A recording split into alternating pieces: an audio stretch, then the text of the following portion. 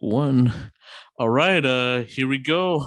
One of the most promising talents from Birmingham, Alabama, Pacemaker. How are you doing today, bro? Man, I'm doing good, man. We are just chilling after a long day. I can't complain, man. You're too kind. You're too kind with that compliment. Thank you for that. So. That's dope. That's dope. I mean, hearing your production with like a lot of artists like Solstice and Anthony J. Sensei, like the beats and the product and like the style of the production's like very dope. And your single Summer Solstice with Anthony J. Sensei and Cali's dope too. Your project An Incredible Tape. I was just listening to it the other day. It was very dope as well. And it's interesting to hear more about you from even being a battle rapper and all that as well. So yeah. Yeah, man, we dip our hands in a little bit of everything. So, man, you even dug into the old catalog with the summer solstice stuff, man. You've been doing your research. That's super cool. So, yeah, I do a little bit of everything. I like to tell people I'm all things hip hop. So just hip hop has my soul. It's my passion. So, yeah, any way that I can get involved with the culture and the community, man, I've never found a place that took me in like hip hop. So anything, any way I can be involved, man. I like to stick my hand in a little bit of it all. All right, that's dope. Just want to get into like the whole story of how you became pacemaker. So, growing up in Birmingham, Alabama, was your city a big place for music in terms of being an industry city, or just as a community back then? So I moved to Birmingham when I was about 12 years old. So a lot of my like upbringing is from real deep rural South Alabama in Red Level, Alabama. So shout out 334. I was brought up out there, and I was brought up in church, so it was a lot of gospel music, a lot of Southern gospel music, and heavily influenced by like country music and everything. So I started playing guitar when I was like 5 years old, and then I moved to Birmingham when I was 12, which compared to where I grew up is just a booming metropolis of a city. So I lived about 30 minutes from downtown, and I could just remember every time I came to Birmingham was like it always just seemed that something always seemed to be going on. And as I grew older and actually, like I went to college at Auburn University, graduated and came back, I just started discovering these little pockets in the city. And I think the cool thing about Birmingham is it's a city for locals. It's not kind of like Atlanta where you can go to and you know all the hot spots off top. Birmingham is really you have to have a plug in the city. You have to have that connect to be like, hey, here's where to go grab the best drink. Here's where to go hear all the bands. So the more that I'm here, it's just like you find these little pockets. And I think that's so dope because it encourages people to like get to know people, to connect, because you never know what's out there. No one person knows every cool spot in the city. I've been here 12, 13 years now, and I'm still finding out cool stuff. So the music scene is kind of patched in different places. There's DIY shows. I've known of like shows being thrown in laundromats and sneaker stores. Like I no cap, they turned a laundromat out for a show, and it was super cool. So but you kind of have to be on your toes as an artist out here because there's not a lot of you know big venues readily accepting just like the newest upcoming artists. So you really have to do the footwork yourself and make a name for yourself and make opportunities for yourself. So No doubt, no doubt. And with Birmingham and like Mobile and other parts of Alabama, they've had like a very big history of having like a lot of like upcoming talent and dope artists from there, from like Yellow Wolf and like Big Crit to like YB and Namir, Young Blue, Rilo Rodriguez, Dobie, Rest in Peace, and even with like who else? Lost Soldier and also TLE Single, like a lot of dope artists from there. And just speaking about redefining like Alabama, so in determining like the landscape of the Alabama music scene, please redefine to me what it means to be an artist in Alabama as well.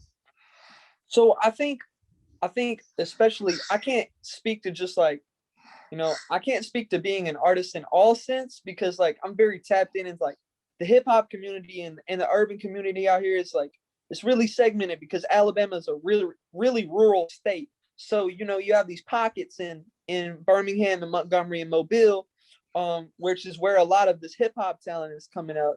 So I think to me, being a hip hop artist out here, it's like we're halfway between, we're sandwiched between Atlanta and Nashville and Memphis. So we've kind of got a weird amalgamation of both sounds. The trap influence is super heavy down here. Actually, Gucci Mane is originally from Birmingham, even though he like blew up out of Atlanta. So we still got that strong trap influence, a big part of that Atlanta sound. But then when the Memphis scene started blowing up, we kind of carried a little bit of that influence here. So it's Southern rap at its finest. And I think we're still traversing the landscape as far as artists here on what Alabama sounds like. There's not really been a defining sound like there is with Atlanta or like there is with Memphis. There's not been those artists that just came out and was like, hey, this is what my city sounds like. In recent years, we've had, the Baby and people come out of Charlotte. It's like, really, this is what Carolina rap sounds like. And then we had, Zaytoven and people in Atlanta that were just setting the bar for, this is the standard of the music we make. So I think there's still like a lot of room for growth here. And there's been some dope artists that have come out here. I mean, shouts out to all the ones that you mentioned, man, Yella and Rilo and all those guys. I just think there's still some work to be done and some areas to be explored before we find that Alabama sound. So it's really cool to be, especially a producer and a guy making the musical background, the sonic background of all these verses and records that are being put out right now. I get to have a huge hand in what Alabama sounds like to me. Yeah, no doubt, no doubt. And I think, even too, like I noticed how like with various other like states and cities, like it tends to blow up like way quicker than before. Like right now, I think the biggest like part of the city, like part of the city in the South right now that's like more popping is like Louisville, like, Kentucky based. So you have like people like Jack Harlow and like 2K Baby and ESTG that are making like a name for themselves too. And I kind of see it like in various scenarios as well. Like you can understand like which city or which state's gonna blow up, like in that sense. Yeah, it's definitely like, I feel like different waves of artists around their city have their time. It's like, I think that's why I love being aligned with Midnight District. I love, like having my team set, the 3-4 of us that are making music and really like putting out content right here. And then all the people that we work with, I know that when my city's next up, I know that I'm going to be on the forefront of that wave because I'm laying down the groundwork now to kind of do that. I'm not waiting on anybody. I'm not waiting on the right record to come out of my city or something. But I know that if people start mentioning Birmingham, it's my goal for them to start mentioning Midnight District as part of that. So No doubt, no doubt. And in terms of like the Alabama music scene right now, how do you feel about it so far? Do you feel that there should be some changes on the direction of where the Alabama like music scene should go to? So I feel like it's a lot of people that are wanting to, and with good intention, make the record that's going to get them out. So I feel like if there was some more people really interested in growing a scene here and like really giving back to the city here and really creating a community of artists. I think we've got a lot of people that make music, but I really feel like a community of artists, community of people that know each other. I've got friends in the rock scene and friends that make blues and country music and singer-songwriter friends and alt pop and all kinds of, I produce for anybody. So I've taken some projects that aren't necessarily Midnight District projects, but I think it takes something like what we're trying to create here to create this community of artists that will really help the scene to pop off. Because what I see in Nashville a lot of times, like Nashville is one of my favorite cities to be around because it's a lot of young people that are really hungry. They're really eager to help each other out because they know that it's going to come back around. They know that you got 5 people within a stone's throw that can play bass. So when you pick somebody to play bass for your record, they're stoked and they're honored and they want to work with you again because of that. We don't have that big of a talent pool here, like people in Nashville that are just, everybody plays and sings. So I think we need to create more of that culture of gratitude. This, hey, let's work and let's foster a relationship with me and you, so that we don't have to work on every record together, but we know that it's going to come back around in due time. And when that link up happens again, we're already in place to succeed. No doubt, no doubt. And just getting into you like as an artist, as Pacemaker, I know before even with reduction and with everything else too, you kind of had like a starting point in your life to get into music and getting into your interest in becoming an artist. So what was your musical background and history like, and what made you decide on wanting to become an artist, a producer, and a rapper? So I grew up. My dad was a pastor in the Southern Baptist Church. So I grew up, at 3 years old, somebody stuck a mic in front of me before service, and I was a Southern gospel singer all throughout my younger years. I made a Southern gospel tape when I was 6 years old, and like was touring around all of Alabama, just singing at revivals and stuff. So music has always been a huge part of my life. And then I started getting into the band scene and the worship scene in high school, and I started leading a bunch of bands, playing in youth group. And it was around that time that I got my first iPod. And I was a very sheltered child. So an iPod with access to the internet let me hear Forever by Drake for the first time, the unedited version. I remember just like the raw truth and honesty that I felt in hip hop music. And it captured me because I'd always been interested in rap. I've been rapping since I was like 7 or 8 years old, but I think the genre really just made me a believer when I was about 13. And I said, I've got to be involved in that. And I didn't know for a long time, I went to college for theater. Um, I didn't know for a long time how that was going to play out in my life. And then I was like, okay, I made this pop EP when I was a sophomore in college. And sitting in on my mixing sessions, I was like, oh, this is the coolest thing ever. I've got to learn how to control my music in this capacity. And I was like, maybe I could just make rap beats. But then, the more that I got involved with it, the more it just kind of sucked me in, man. Like hip hop is just such a loving and giving community in my experience. Uh, it's a bunch of good people. Street mentality rules, and it's like Twitter persona is kind of a big part of our business, but there's a lot of good people in this industry, a lot of people that just took me in and were really kind to me. And I just wanted to give back. And rapping and battle rapping and just all those parts of being involved in it just kind of arose out of that. Something that I feel like has always been there, but something that defining experience when I was about 13 or 14 just brought out of me. Yeah, no doubt, no doubt. And it's pretty interesting like over time like with the music and such. I know like before, I don't know if it's like before producing or before like being big into the whole like Midnight Collective, in the whole Midnight District Collective. You were battle rapping, so tell me more about your history and progression in the battle rap scene, and how was that experience like for you to diverge in that type of scene in that sense? So battle rap is hip hop in its most like pure unadulterated form. Um and so when I was 13 and 14, I remember watching those old grind time battles that you used to like upload to YouTube in three Yeah, parts because it could only be 10 minutes.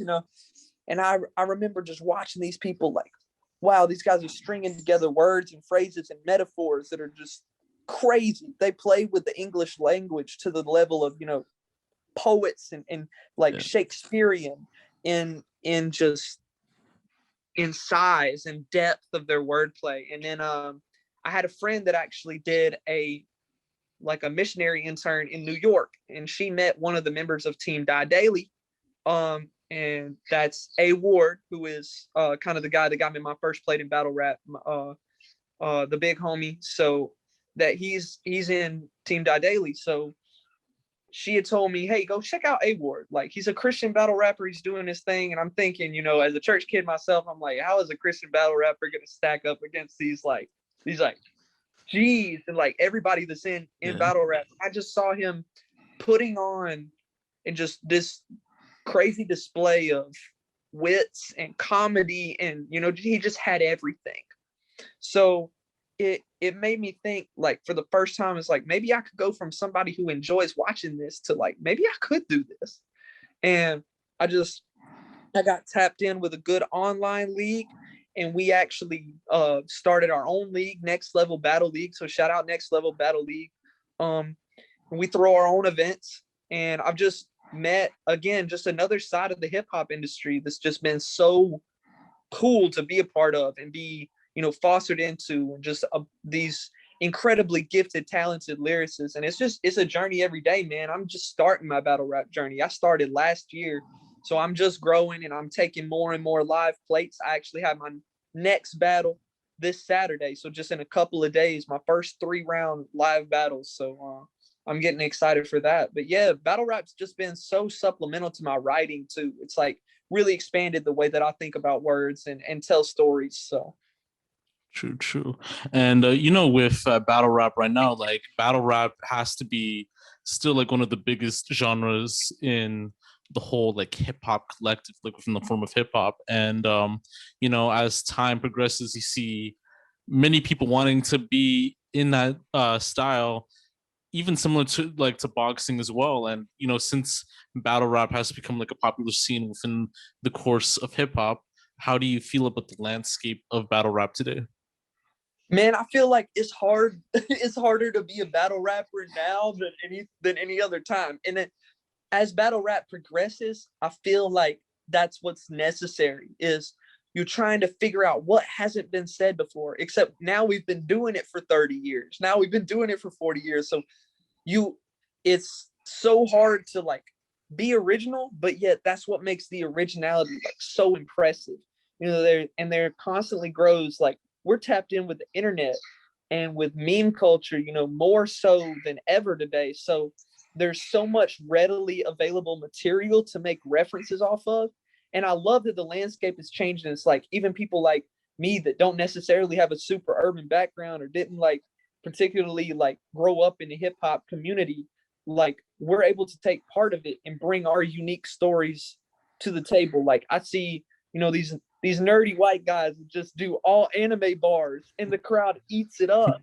These and then you have your gun bar guys that are just like, they've been in the streets and they can tell that story and they can be, completely committed and convincing in that. And then like to see somebody like that match up with the nerdy guy that spits a bunch of anime bars, it's like that's so much fun to watch. Yeah. Because you've got so many different styles. You can't really say who's the best of all time because they're gonna lose to somebody at some point. The most I've seen, like some of the most tough, just roughest dudes that are gonna talk about all the ways they're gonna shoot you and beat you up. A guy just gets up there and makes fun of them, and he wins the battle just because his approach is the winning approach. It's a gladiator fight, but it's also like the most strategical game of tic-tac-toe that you can play. You've got to know what they're about to say about me. How much can I play defense versus playing offense? Is a super technical thing as well. But I kind of think about it like acting in plays to me too. Like you do all your rehearsal beforehand, but when you get up on the stage, it's just go go go. So that kill mentality just kind of takes over. Yeah, no doubt. Have you ever watched the Smack and like URL battles before, like in the past? Oh yeah. Big Smack fan, big KOTD fan, man. A lot of my homies are on Smack, so yeah. Shout out to URL. They're doing it big on caffeine now. So True. What did you think about Loaded Lux's return to battle rap? Like that legendary moment when he battled like Calico and like that last bar, about the definition of a man and like a lost person. I'm not gonna say like the word, Hip but hop you wasn't a already know what I mean. gangster. Yeah. Man, that is one of the most, like, you're talking like top 10 battles. This is crazy. It's a crazy exchange. And Lux choked in the second. People still debate whether he did that on purpose. Let me get it together, but he that's like the height of what the sport can be, and people watch that, and that's what they want. During quarantine, we've kind of scaled it back, which has brought in a whole new era of battle rap in this like small room type thing. So now we're rapping without a ton of crowd reaction. And, you know, the battle rappers are losing and the rappers are winning. And then, you know, when you add the crowd back, you know, it's just a whole nother element to it. You know, you got to know what the crowd's catching on to, what you can reference, what happened at the venue. So I think that battle goes to show you like the full scale of how tremendously exciting this sport can be. Like Loaded Lux and Calico is the battle that you watch and you're like, this is like watching Pink Floyd in concert. Like this is like going to a 2 Chainz concert. Like this would be absolutely magnetic energy just to be on the floor of that event. And I remember the first time I went to a live event and I felt that. I'm like, we're pushing each other, giving it a slap and dap with everybody, people you don't even know, just like all coming together over the love of lyricism and hip hop. And I mean, that's the culture, man. Like that is just such a good display of like what the battle rap culture is. No doubt, no doubt. And you know, aside from yourself, who would be like your favorite like battle rapper by any chance in that sense? Oh man, top battle rappers. I love Ilmac. I love the way he puts together sentences. Two battle rappers that really inspired me. One I already mentioned, my big homie A Ward, and another one being Roan, who was just a crazy lyricist. I love Tay Rock. You know, my boy Chef Trez. I love just really dope pens. I've got some cool battles coming up against some guys that are like really respected. So I can't divulge that information yet. But also one that I think everybody should be watching right now that's coming up is Mac Myron. And he's got a crazy, you know, unorthodox style that's super funny. The kid is hilarious, but he's also got punchlines and lyrical ability to match that up. So True, true.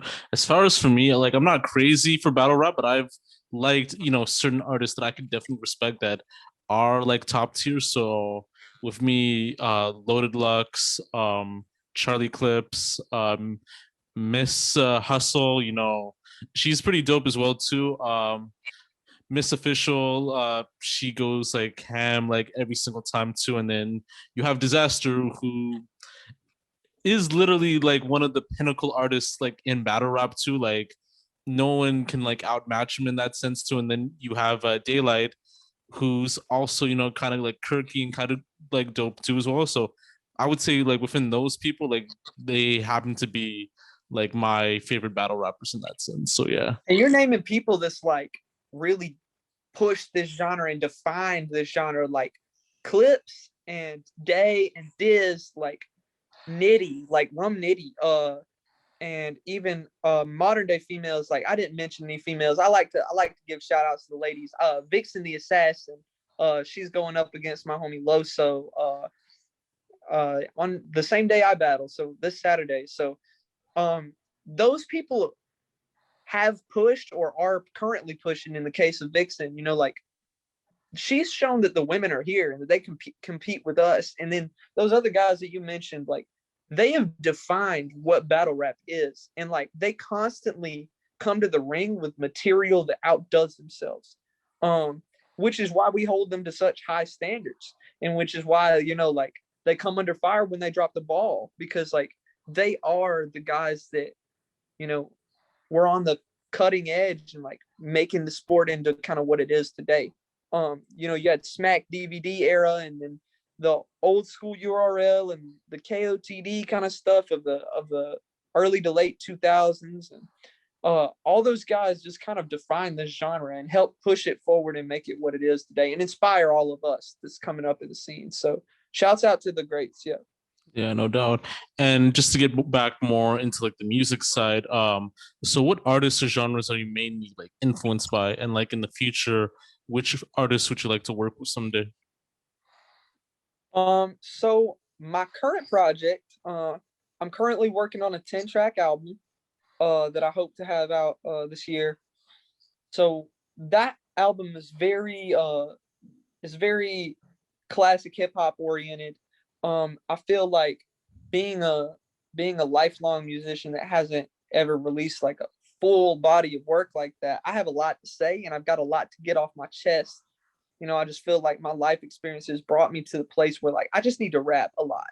And it's gonna be, it's gonna be word heavy and it's gonna be deep at points.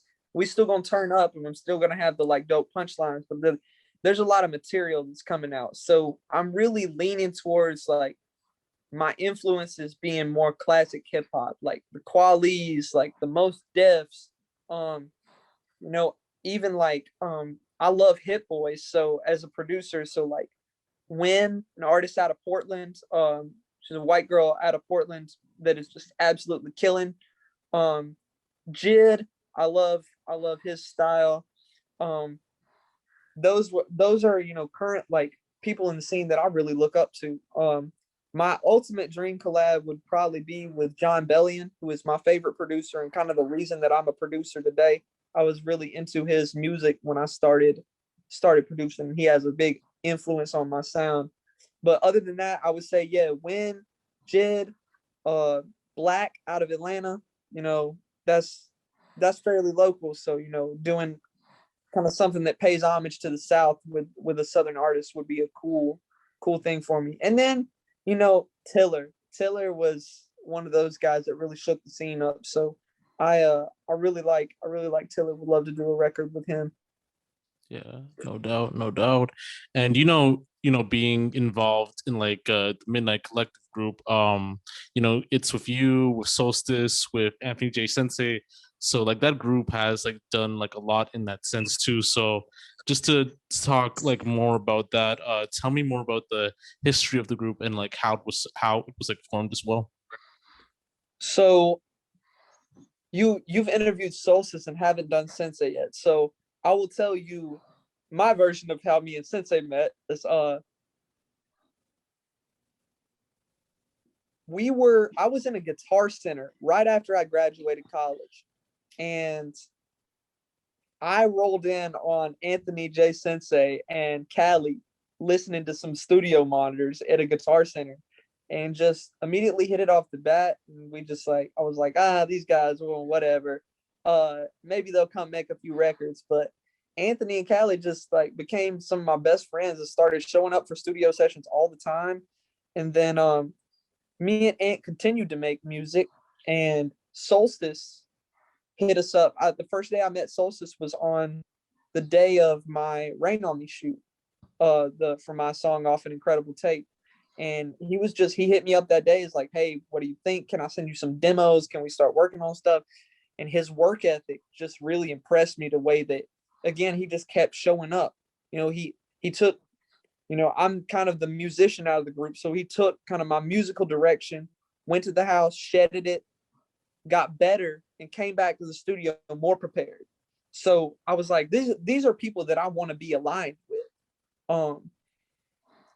So Midnight District kind of formed out of that, just like out of three guys that like really wanted to shake stuff up in the music scene and had similar goals, and our work ethic just constantly challenged and pushed one another. We held each other accountable. And I think that was crucial in forming that Midnight District, like the early Midnight District collective.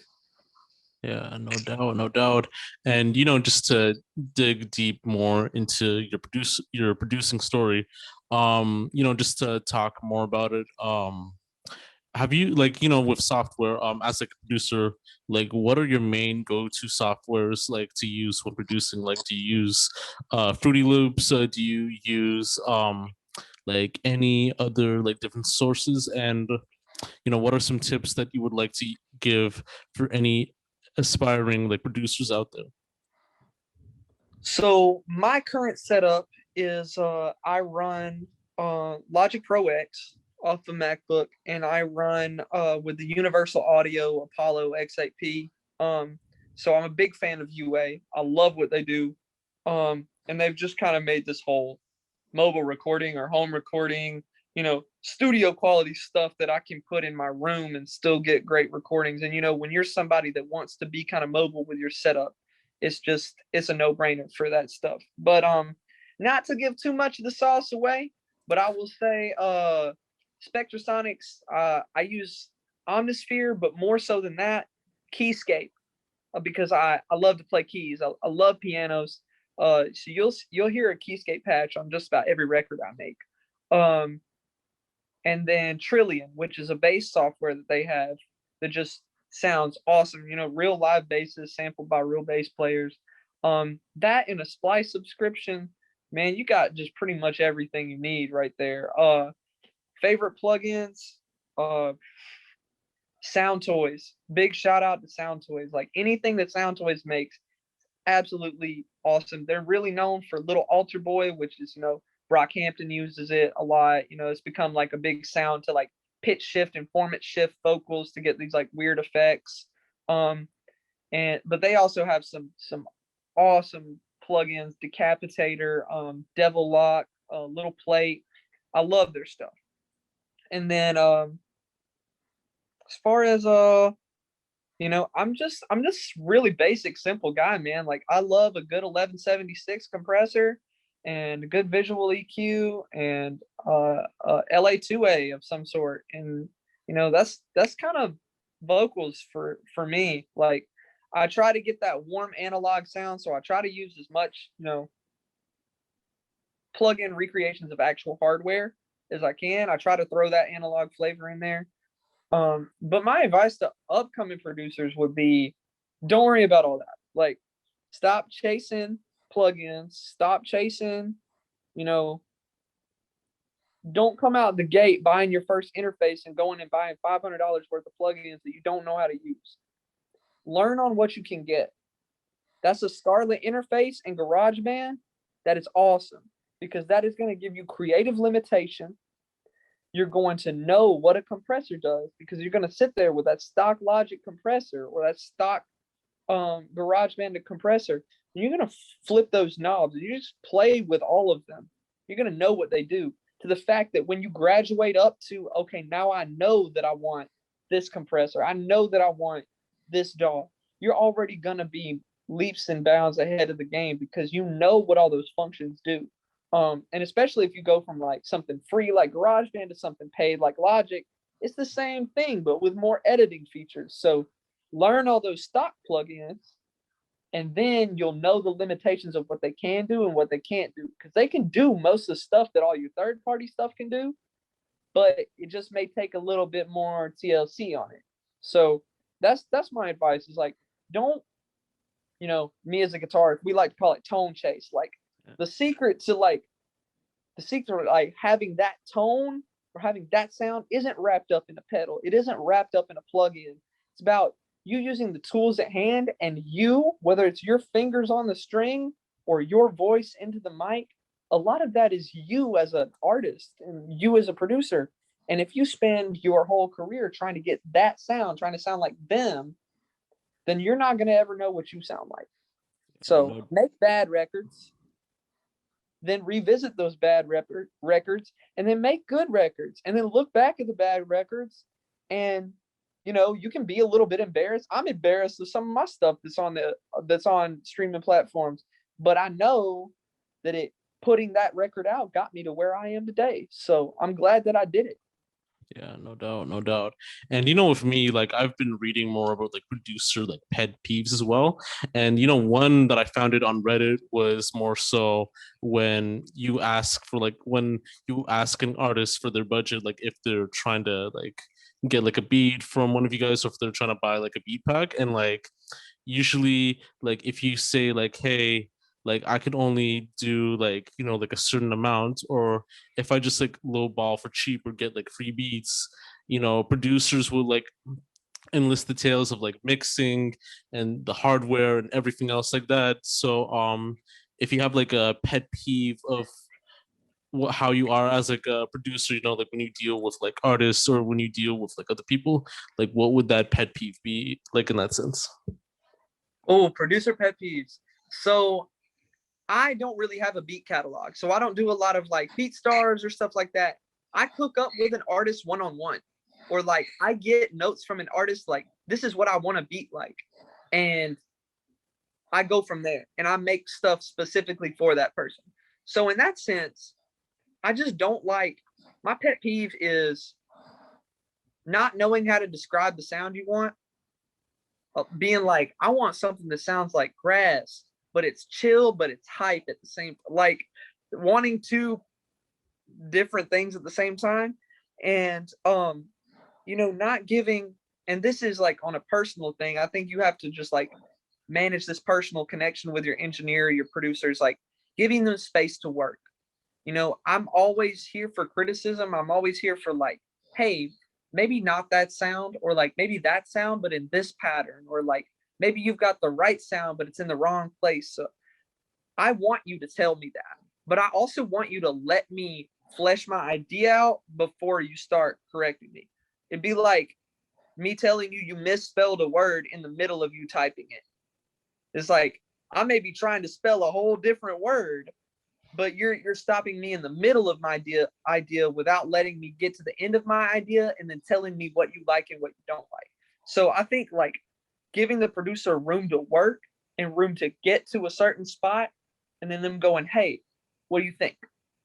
That check-in time is where we have a lot of our conversations like, okay, now I can go backwards and now I can rethink some stuff. But if you're giving me 27 notes while I'm in the middle of mixing a vocal, it's just I'm gonna pigeonhole myself out of doing what may sound good, and respect my expertise in that I know what I'm doing. Like I've mixed records before.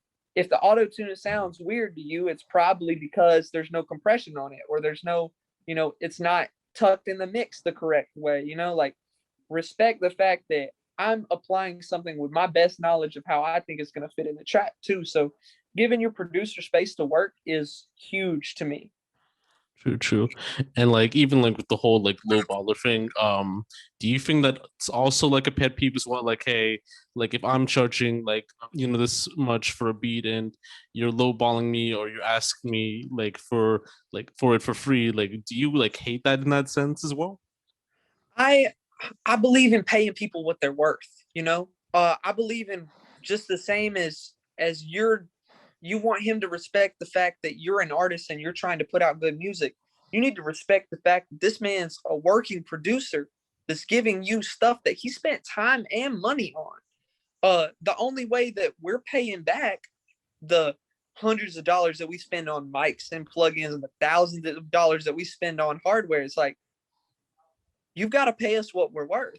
So, but in the flip side, me as an artist, sometimes I see this happening too, which I want to call producers out a little bit.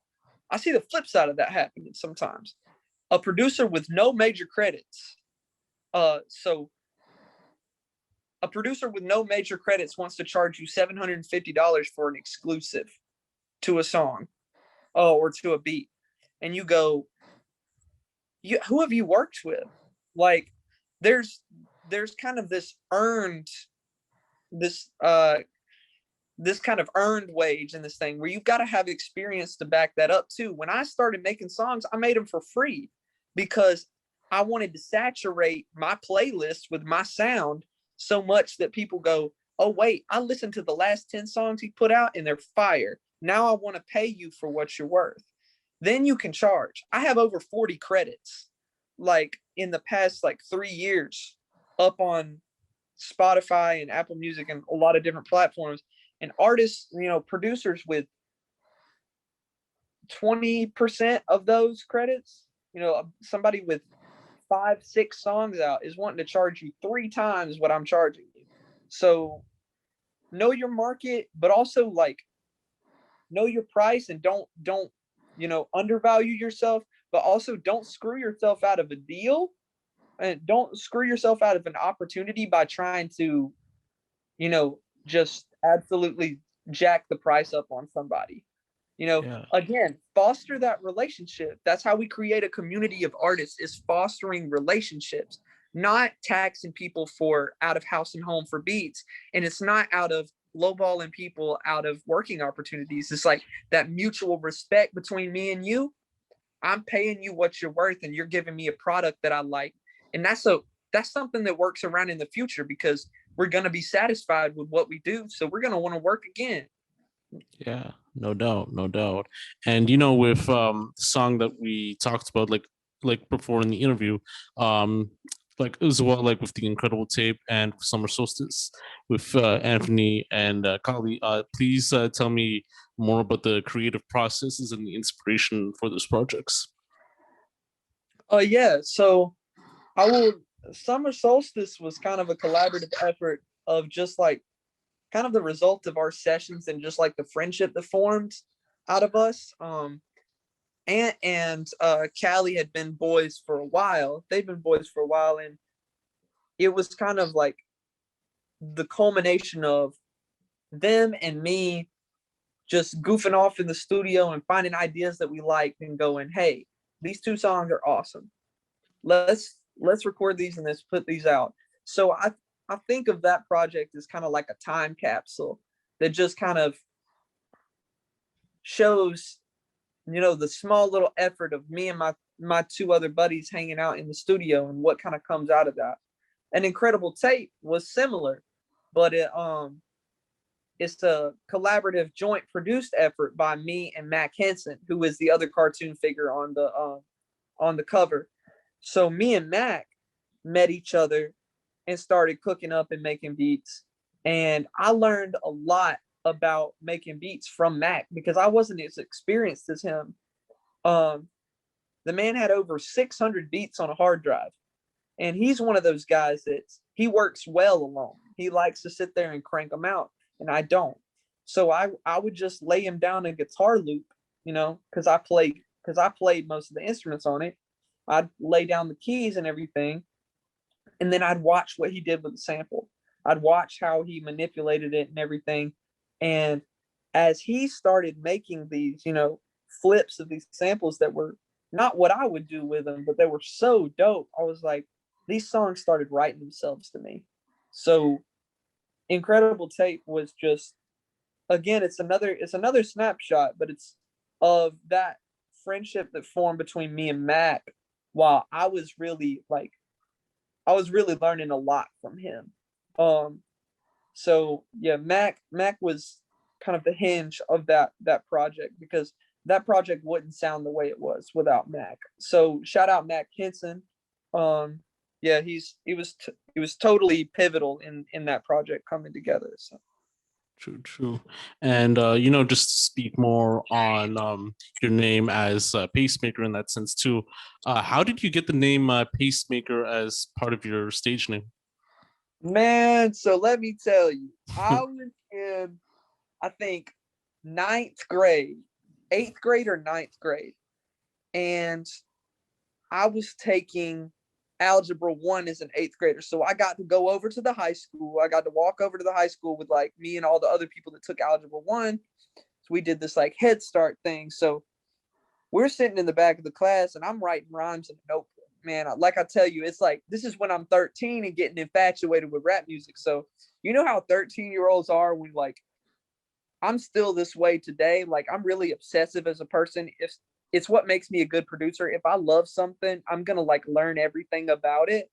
So I'm just infatuated with rap. Like I'm jotting in rhyme books every day, like freestyling at the lunch table.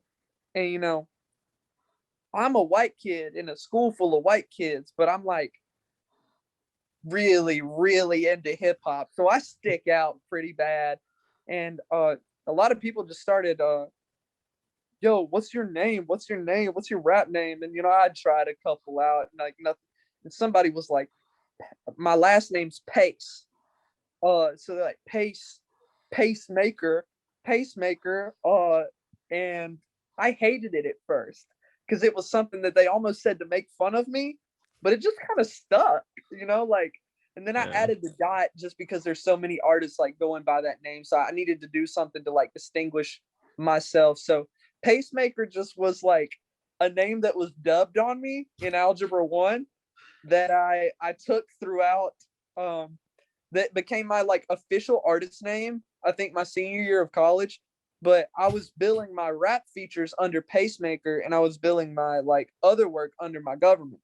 So once I made the switch, I was like, it's never felt so right to like be Pacemaker, because like I feel like Pacemaker is like everything that I wanted to be, but was like so afraid of being, just because of where I grew up and like what was told to me. It's like I kind of had a weird experience. Was like, you're making black people music, you're trying to be black, you're trying to be something that you're not. And for me as a kid and like learning to express myself through hip hop, I'm like, but you've got it all backwards. Like I've never felt more myself than I'm when I'm rhyming. So like it kind of spawned out of that. And I'm like, Pacemaker was kind of me taking back that whole thing that people had tried to flip and use against me. And it's like, no, I'm here, and this is like the most authentic version of myself. Oh, no doubt. And lately too, there's like this tweet on Twitter from Double XL on. So they posted Jack Harlow's like first music video at the age of 13, and as you were talking about like your experience in rap at the age of 13, like writing like raps and all that. Did you ever feel like that experience is kind of like similar to how you worked on music like at that age too? So So you're saying like how my experience, how Harlow's experience kind of like like parallels mine. that like youth aspect of getting into hip hop too. He did his first music video at like the age of 13. If you could compare it to the time of writing bars and everything like that, and like Yeah, yeah. getting I definitely think there's some parallels. It's like me, like I like Jack because I relate a lot to Jack.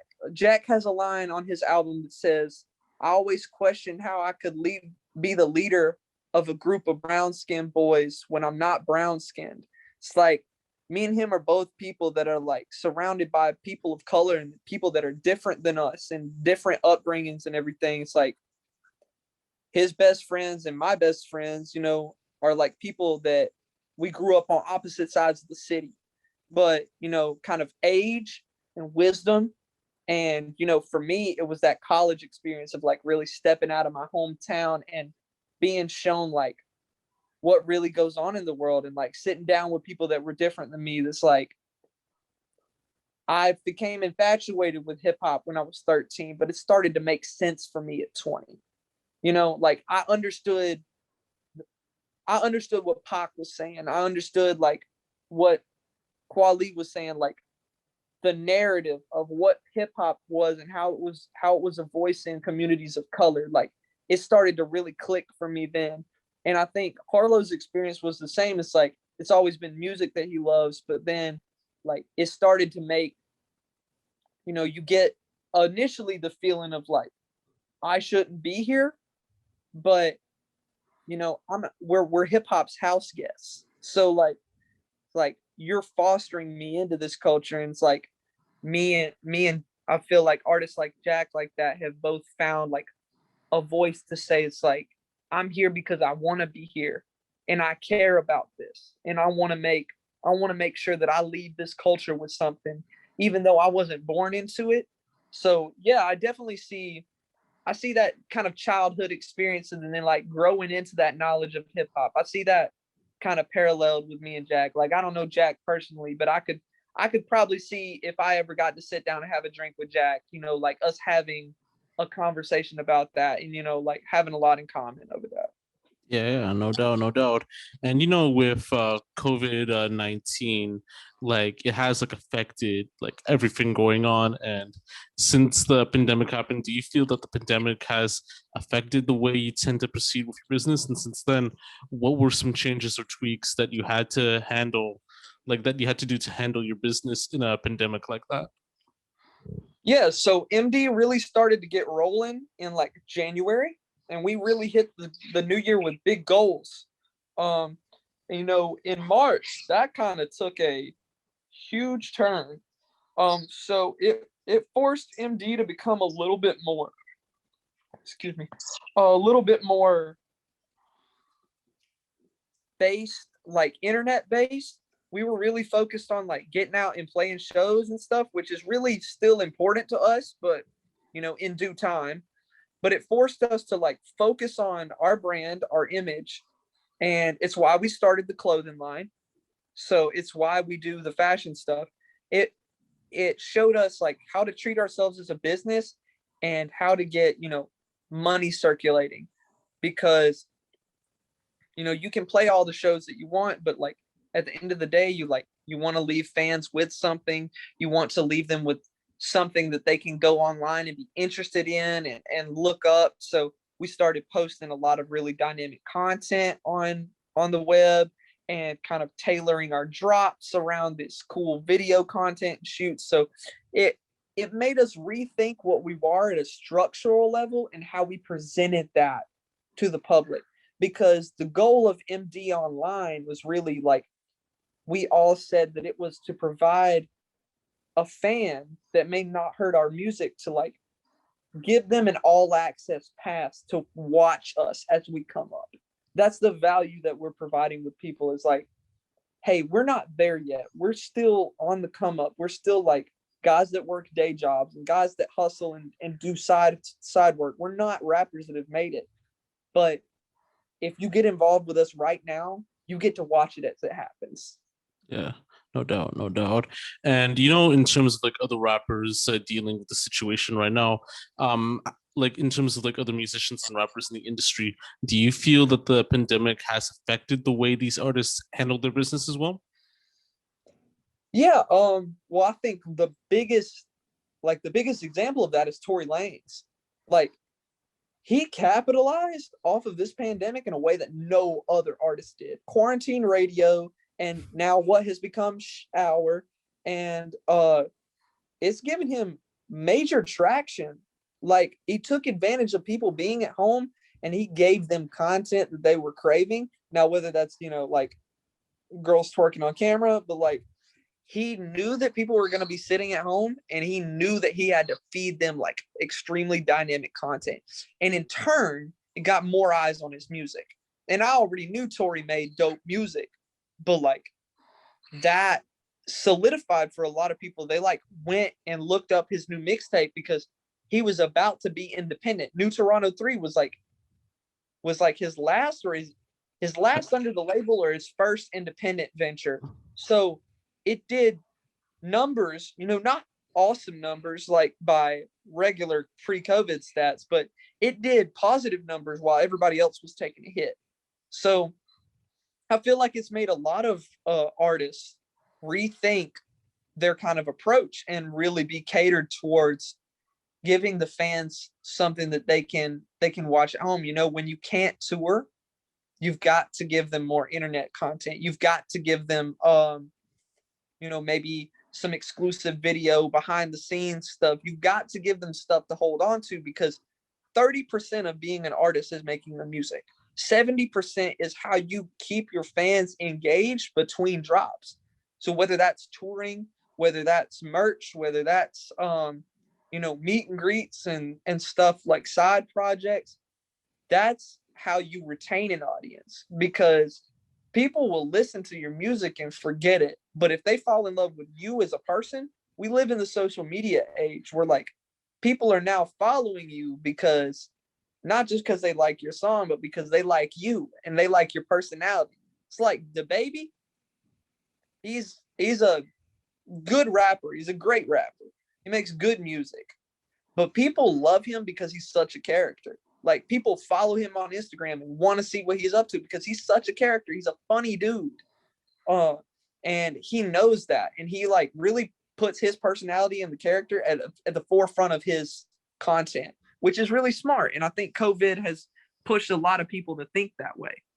Yeah, no doubt, no doubt. And for me, I feel like there's two other things that actually helped boost like a lot of artists' careers, while under quarantine, with TikTok, a lot of songs have been popular like under TikTok, like any song that you hear like on the radio or any song that you hear on Instagram, it's from a TikTok song, so like Savage, the beatbox challenge song, the No More Party song, and the Busted challenge, everything like that. Like, it's more popular too, all because of TikTok. And you see like these artists that have started out as like independent or like as up and coming artists, like now they're doing shows all over the nation. And then it's a crazy one to say, but OnlyFans as well too. Like OnlyFans, like that spectacle has caught like a lot of like crazy stuff as well. Like even rappers and celebrities taking part in it as well. So yeah.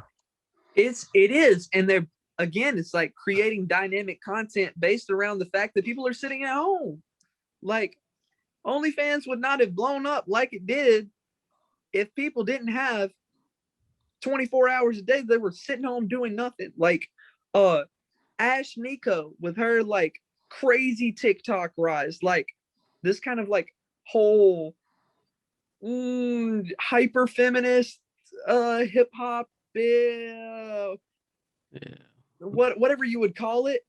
It's all blown up just because like she's taken that platform and made it, you know, she knows the audience of that platform and she knows what to say to get them behind her. So, you know, call it manipulation if you want, but it's like a smart business move by an artist to do that. Yeah, no doubt, no doubt. Just to end off like the interview for a bit, what are your plans for this year aside from your new project coming out, but as far as like other stuff going on as well?